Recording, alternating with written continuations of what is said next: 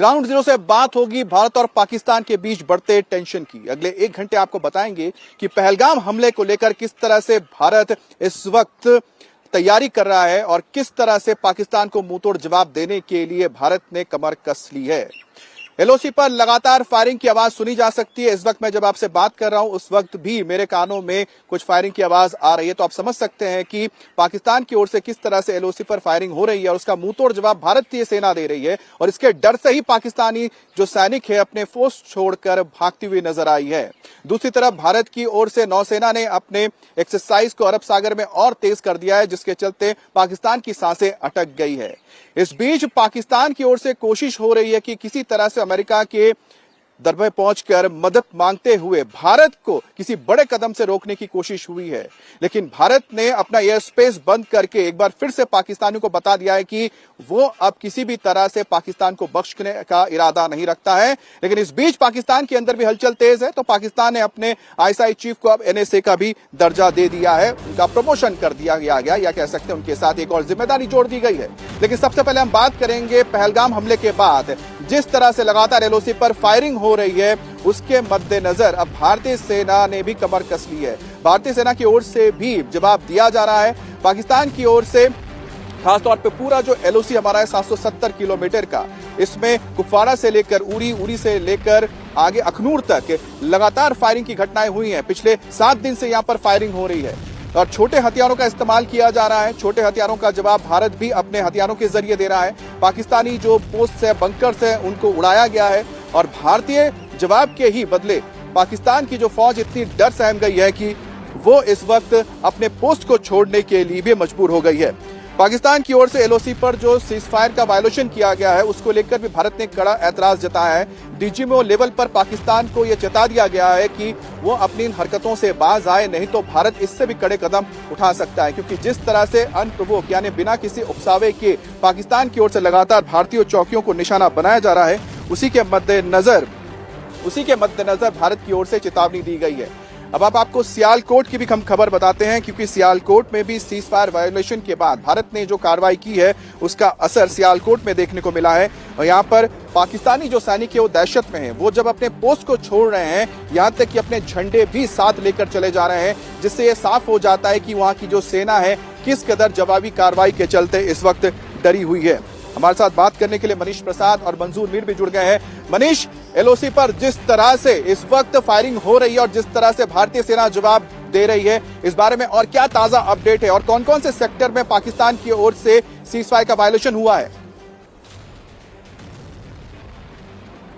अमित, कुल मिला के 15 ऐसी पोस्ट थी पाकिस्तानी जहां से कल देर रात फायर किया गया आज मॉर्निंग तक, जिसमें से अखनूर की करीबन 4 से 5 पोस्ट है। उसके अलावा उरी सेक्टर पे और साथ में जो कुपवाड़ा सेक्टर है वहां से पाकिस्तान ने फायर किया। ये जो निकियाल और जंदरूत का एरिया है पाकिस्तान का, उसके साथ साथ जो ऊपर का एरिया मुजफ्फराबाद और चकोटी का एरिया है और साथ में चेलाबंडी और गढ़ी हबीबुल्ला का एरिया, इन सभी एरिया से पाकिस्तान की फॉरवर्ड लोकेशन से फायरिंग की गई है। और फिर ये स्पेकुलेटिव फायरिंग के साथ स्मॉल आर्म्स फायर करते हुए भारतीय सेना की जो अग्रिम पोस्ट है उन्होंने बहुत ही जबरदस्त तरीके से रिस्पॉन्स किया, जिसके बाद पाकिस्तान पूरा बैकफुट पे था। लेकिन ये पाकिस्तान के लिए रूटीन हो चुका है, क्योंकि एक तरीके से स्पेकुलेटिव फायर कर रहा है, तो वही अनुमान ये भी लगाया जा रहा है कि डरा सहमा पाकिस्तान कहीं इसकी आड़ में घुसपैठ न करवा दे, इसीलिए भारतीय सेना पूरी तरह से अलर्ट है। अमित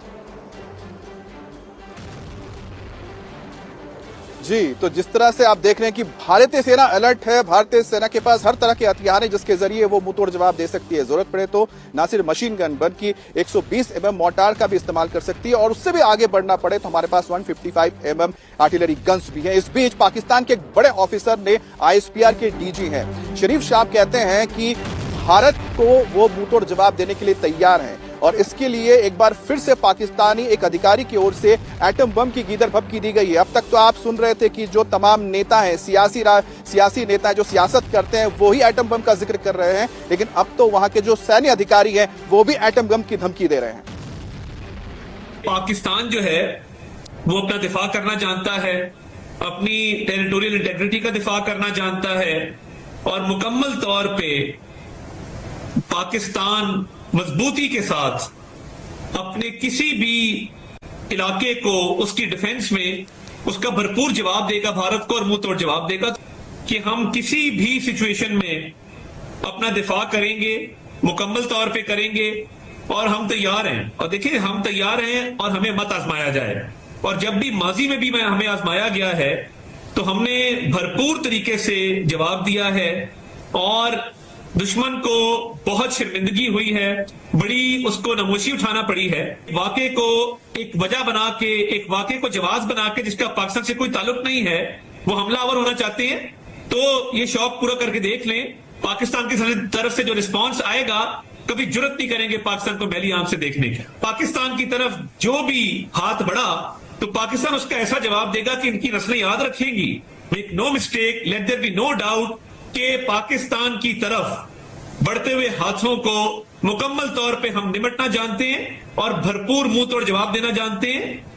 देखिए, ना हाथ बढ़ाया गया है, ना अभी तक कोई हमला किया गया है, लेकिन पाकिस्तान की ओर से रिएक्शंस तो आने लगे हैं। प्रधानमंत्री मोदी का एक्शन ही पाकिस्तान को डराने के लिए काफी है। प्रधानमंत्री ने जिस तरह से यहां पर मीटिंग्स की, जिस तरह से उन्होंने फौज के अधिकारियों को खुली छूट दी और जिस तरह से पाकिस्तान के ऊपर सैंक्शंस लगाए हैं, उससे पाकिस्तान की तो सिट्टी बिट्टी गुम हो चुकी है। अब देखिए कि कल वहां पर एक तस्वीर देखने को मिली। खौफ इतना ज्यादा था भारतीय हमले का कि पाकिस्तान में इस्लामाबाद में नेवी का कॉम्प्लेक्स हो या फिर एयरफोर्स का कॉम्प्लेक्स हो, उसकी रात को बत्तियां बंद कर दी गई, बुझा दी गई, ब्लैकआउट कर दिया गया। रावलकोट के एक मिलिट्री अस्पताल में भी पूरी तरह से ब्लैकआउट कर दिया गया। अंधेरे में पूरा का पूरा इलाका डूब गया। डर यही था कि कहीं ऊपर से भारतीय फाइटर्स पहुंचकर बम ना गिरा दें। अब देखिए कि कोई डर नहीं है, हम तैयार हैं, हमारी सेना तैयार है, लेकिन आप ये सोचिए कि सेना के लिए गाड़ी में जो तेल डलता है उसकी कमी होने लगी है। पाकिस्तान से इस वक्त जो बड़ी खबर निकल कर आ रही है उसमें तो यह बताया गया है कि सरकार की ओर से अपने सभी डिपार्टमेंट्स को, खासतौर पे फौज से कहा गया है कि वो पेट्रोल डीजल की अब स्टोरेज करना शुरू कर दे। आप सोचिए कि पहले तो सिंधु नदी के समझौते को जैसे भारत ने निरस्त कर दिया, उसके चलते वहां पानी की किल्लत होना वाजिब सी बात है, जायज सी बात है कि वहां पर पानी की किल्लत होगी। लेकिन अब तो वहां पर पेट्रोल डीजल की कमी हो रही है। अब पेट्रोल डीजल की कमी का मतलब है जो यहाँ पर इतने बड़े बड़े टैंक्स लगा रखे हैं, ये कैसे उड़ेंगे? इतने बड़े बड़े हवाई जहाज, फाइटर्स उड़ा रखे हैं, वो कैसे उड़ेंगे? तो कुल मिलाकर देखा जाए तो इस वक्त पाकिस्तान में किल्लत तो है। पहले तो खाने पीने की किल्लत हो रही थी, अब पानी की होगी, अब आगे चलकर पेट्रोल डीजल की भी किल्लत जैसे हालात हो गए हैं। अब भारत ने जो पाकिस्तान के खिलाफ लगातार अपना स्ट्राइक या एक्शन बढ़ाया है, उसमें तो अभी तो सेना ने कुछ हरकत ही नहीं की है। सिर्फ यहां पर डिप्लोमेटिक चैनल से ही पाकिस्तान के ऊपर दबाव डाला गया है। अब एक और स्ट्राइक किया गया। ये स्ट्राइक देखिए, समझिए, बड़ी दूरगामी है। भारत ने अपना एयर स्पेस पाकिस्तानी विमानों के लिए बंद कर दिया गया है। इसके पीछे अगर जाते हैं तो 22 अप्रैल को हमला हुआ पहलगाम का, 23 तारीख को भारत ने सैंक्शंस लगाए, पाकिस्तान ने तुरंत भारत के लिए अपने एयर स्पेस को बंद कर दिया। भारत ने एक हफ्ते इंतजार किया, उसके बाद अब भारत ने अपना एयर स्पेस बंद किया। कोई भी पाकिस्तानी विमान अब भारत के ऊपर से हवाई उड़ान नहीं भर सकता है, जिसका मतलब साफ है कि अगर पाकिस्तान की एयरलाइंस को जबरदस्त घाटा होगा, आर्थिक मंदी और छाएगी। उनके विमानों को अब अगर मलेशिया या साउथ ईस्ट एशिया जाना होगा तो चीन से या फिर श्रीलंका के रास्ते से जाना होगा, मतलब डबल या ट्रिपल टाइम लगेगा और टिकट्स के दाम तो आप समझ सकते हैं कहां तक पहुंच सकता है। जो पहलगाम में हमला हुआ था, उस हमले को लेकर एनआईए जांच कर रही है और एनआईए की जांच में कई और खुलासे हो रहे हैं और बताया जा रहा है आज एक बार फिर से एनआईए पहलगाम पहुंचेगी। अब खुलासा यह हो रहा है कि जो ये आतंकी थे, इन्होंने बहुत पहले से इसकी प्लानिंग की थी, रेकी भी की थी और कई दिन पहले से, करीब 15 दिन पहले से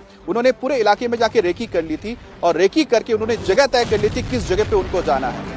बैसरन घाटी में हमला हुआ था, लेकिन जो रेकी हुई थी वो ना सिर्फ बेताब वैली की हुई थी और उसके अरुण वैली एक है, यानी कि 3 जगहों की रेकी हो गई थी, जिसमें स्थानीय जो आतंकी शामिल थे इस ग्रुप में, उन्होंने रेकी की। ओवरग्राउंड वर्कर के साथ गए, तय हो गया कि बेताब वैली में हम यहाँ पर हमला करेंगे, लेकिन बाद में उन्होंने बैसरन घाटी को चुना गया था और बैसरन घाटी में जाके हमला किया गया था। पहलगाम टेरर हमले के आज 10 दिन पूरे हो चुके हैं। कैसे पहलगाम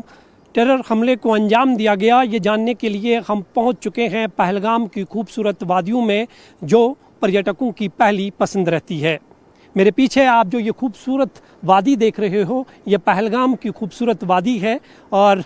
आसपास में आप देख सकते हो बर्फ़ से ऊंची ऊंची पहाड़ियां हैं, देवदार के पेड़ों से बड़ा एक जंगल है और इस हमले को इसलिए यहाँ पे अंजाम दिया गया क्योंकि ये जगह जो है इस मौसम में पर्यटकों से खचाखच भरी रहती है और जानकारी के मुताबिक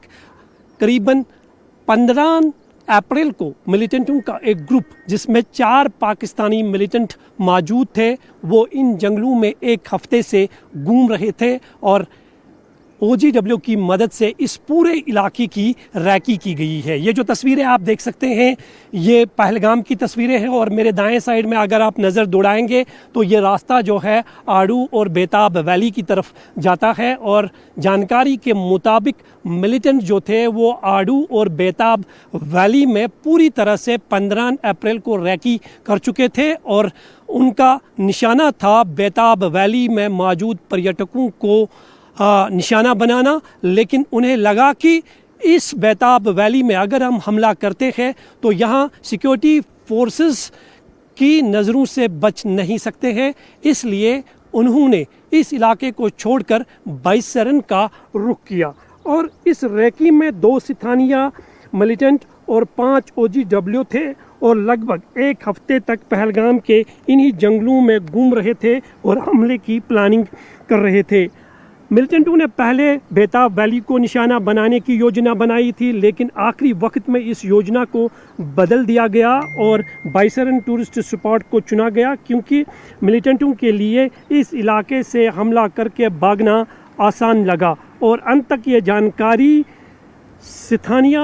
OGW और पाकिस्तानी हैंडलर और 2 पाकिस्तानी आतंकियों के अलावा किसी से भी साझा नहीं की गई थी। 20 अप्रैल को पाकिस्तानी आतंकियों ने बाइसरन की तरफ चढ़ाई की और 2 दिन के ट्रैक के बाद वो बाइसरन के पास जंगलों में पहुंचे। यहाँ वो स्थानीय आतंकियों को जिन्होंने रैकी की थी उनसे मिले और 22 अप्रैल को एक बहुत बड़े मिलिटेंट हमले को अंजाम दिया। और जिस जगह पर हम खड़े हैं ये बाइसरन का वही इलाका है। ये रोड जो है यहाँ से बाइसरन जाते हैं, यहाँ से करीबन 4 किलोमीटर का वो रास्ता है। ये रास्ता आप देख सकते हैं, यहाँ से आप घोड़े में जा सकते हैं या पैदल सफ़र कर सकते हैं क्योंकि आगे से जो है बाइसरन की कठिन चढ़ाई शुरू हो जाती है। तो मंजूर आपने तो बताया कि किस तरह से रेकी की गई, किस तरह से जगह को चुना गया, लेकिन इन सब में एक अहम बात निकलकर सामने आई है कि जो आतंकवादी थे वो पहले से वहां पहुंच चुके थे और जो स्थानीय लोकल्स हैं और ओवरग्राउंड वर्कर्स हैं उन्होंने यहां पर क्या लोकल बन के या फिर आम यहां के मजदूर बन के या फिर जो घोड़े वाले बन के पूरे इलाके की रेकी की थी, किस तरह से वो यहां पर छुपे थे?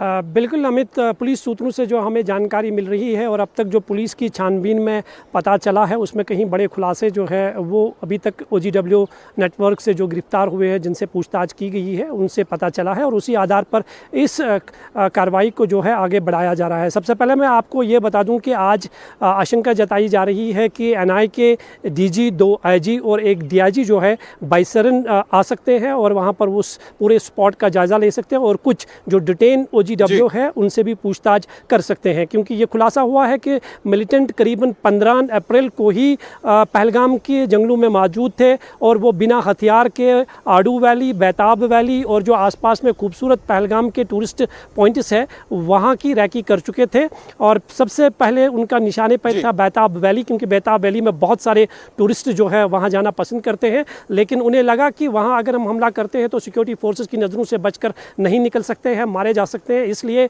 मिलिटेंटों ने इस प्लान को जो है अंतिम वक्त में चेंज किया और बाइसरन OGW की मदद से वो तो जाहिर सी बात है कि उनको जो लोकल सपोर्ट मिला था उस लोकल सपोर्ट के चलते ही इतनी बड़ी आतंकवादी घटना को वो अंजाम दे पाए हैं और उसी की परतें धीरे धीरे अब NIA खोल रही है। लेकिन इस बीच एक और बड़ी खबर आपको बता दें जो आ रही है, नॉर्थ कश्मीर में अब छापेमारी चल रही है, ताबड़तोड़ छापेमारी हो रही है, 50 जगहों पर रेड की गई है और इस वक्त आपको बता दें कि जो यहाँ पर फोर्सेस हैं वो पूरे कश्मीर घाटी में सर्च ऑपरेशन के साथ साथ जो ओवरग्राउंड वर्कर्स हैं उनके खिलाफ भी कार्रवाई कर रही है और इसी के मद्देनजर 50 जगहों पर रेड की गई है। मनीष हमारे साथ जुड़ गया। मनीष, आपके पास और क्या अपडेट है?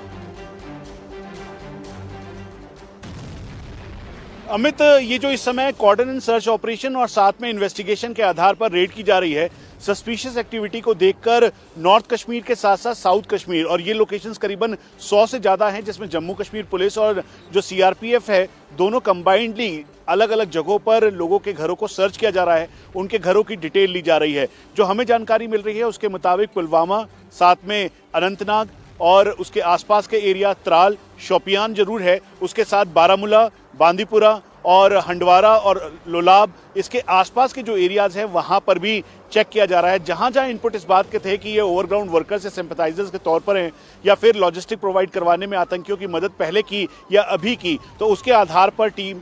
तैनात की गई है और उसके बाद एक एक करके वहां पे कोऑर्डिनेट सर्च ऑपरेशन के तहत उनके घरों को सर्च किया जा रहा है। जो हमें जानकारी मिल रही है उसके मुताबिक ये खास तौर पे जो मेन फोकस है वो साउथ कश्मीर और नॉर्थ कश्मीर का एरिया है, क्योंकि लाइन ऑफ कंट्रोल के बेहद करीब नॉर्थ कश्मीर। देखिए, ये है पहलगाम के बाद का एक्शन जो भारत के अंदर भी हो रहा है और भारत के बाहर भी हो रहा है, और भारत के बाहर जो एक्शन हो रहा है उससे पाकिस्तान डरा हुआ है।